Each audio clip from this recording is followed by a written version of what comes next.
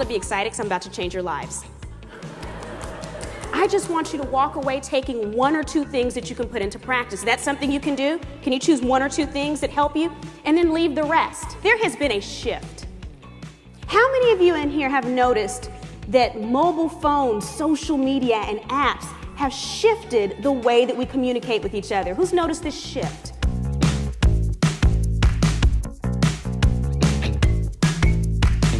How many of you in here are iPhone people? Raise your hand if you're iPhone. Okay, put your hands down. All right. How many of you are an Android in here? Woohoo! Okay. And I'm not going to ask if anyone's BlackBerry because I don't like to embarrass people. So, how many of you have seen a baby with an iPad? And so we live in this universe where our mobile phones, we're very much attached to them. And it's kind of driving social media because most people are using social media from those phones and the apps. So it's all kind of connected. How many of you in here sleep with your mobile phones? People were asking, what do you mean? In the bed, by the bed, on the floor? All of our precious memories are stored as pictures and videos in our phones. Some of us do banking from our phones. Some of us check into airlines and have our tickets on our phones. We do all these things. Our GPS. How many of you use the GPS on your phone? If I didn't do that, I promise you I'd be wandering around somewhere in Alaska right now because I get lost constantly, right? And so we have to keep in mind our clients are just as connected.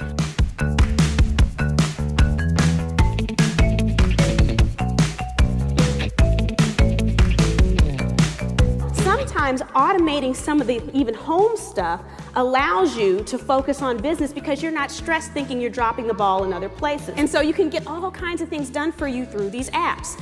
There are some things that you do not want to outsource though. What this means is when we're looking at social media, you are building relationships. The rules of engagement online are exactly the same as in person. The rules of engagement online are exactly the same as in person. And so all of you in here are relationship experts. This is what you do.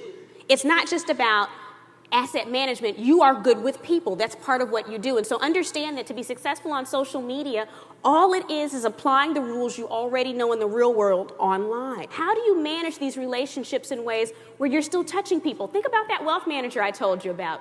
She stayed in contact with me. We saw each other at events from time to time, but one of the things that endeared me to her was the information she was posting in between these meetings that made her a constant in my life, whether she knew it or not, so that when I needed her services, she was the first person I thought of. So I want you to think 5 years down the line, not just now, so that you're going to have all these younger people in your funnel because you've been giving them that great advice now.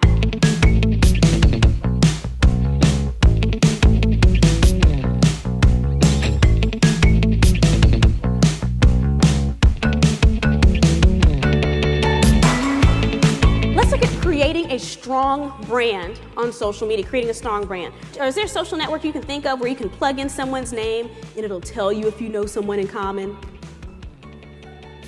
LinkedIn. LinkedIn is the only social network that I say that all wealth management professionals should use. It's the only one that I say across the board, everyone should be there. Keywords for me are not social media. What are the chances of someone going on the web, typing in social media, and needing a miniature black woman with an afro puff? But if someone needs a social media speaker, hello. I actually had an oil and gas company that was having a large event in Houston. They decided 2 weeks before an event that they needed to add an after-dinner speaker, and they knew they had to find someone local, so they just typed in Houston social media speaker. And this is what popped up. You'll notice the first thing is my website. The second thing is my LinkedIn profile because those keywords were in there. So it not only helped me on LinkedIn, it helped me there as well.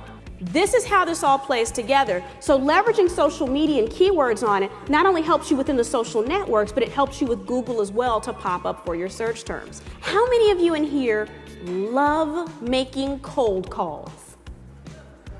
One. There's always one. I don't care the room. There's always one. Congratulations for being that person. Awesome.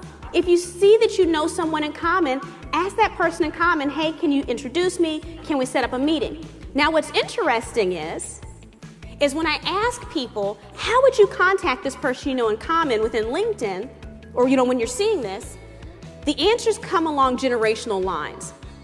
Usually my millennials, my youngest people, they say, well, LinkedIn has the ask for introduction feature, so you click on that and you go through that. Okay, that's true, it works, it's a little clunky. Now, my Gen X's, who are a little bit older than millennials, they say, well, if you know the person, you have their email address. Just shoot them an email, an actual email outside of LinkedIn, and just say, hey, can you introduce me to Bob or whoever this person is? Okay, that works too. Does anybody want to guess what my baby boomers always say? Thank you. And which one is most efficient? Calling. The culture of Facebook is all about community. It's all about community. It's about the we. And the trick to being successful on Facebook is hitting emotional nerves. Now, unfortunately, that could be good or bad emotional nerves. How many of us have friends that are a little cuckoo-cuckoo when it comes to politics? Ask yourself, what is your one thing? I want you to take just 2 seconds and think about what is one thing from this presentation that you can put into action by the end of this week.